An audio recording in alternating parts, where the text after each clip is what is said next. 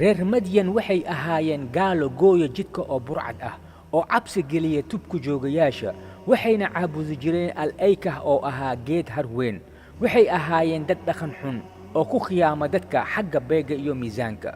waxay dadka dhimi jireen waxyaalahooda marka ay wax iibsanayaan waxayna qaadan jireen siyaado marka ay wax ka iibinayaanna way ka nusqaamin jireen markaasuu alle u soo diray nebi shucayb calayhi salaam nebi ahaan wuxuu ugu yeeray inay caabudaan allaah oo keliya iyagoo aan waxba u shariig yeelin wuxuu ka reebay dhaqankooda xun iyo khiyaamadooda dadka xagga beega iyo miisaanka iyo inaysan dadka cabsi gelinin oo ku dhicin xoolahooda inta wadada oo ay u istaagaan ayay waxaa ka dhici jireen xoolahooda nebi shucaybni waxaa ugu yeeray diinta oo xaq ah dad badan baa raacay baaqii shucayb oo noqday mu'miniin halka ay badankood way diideen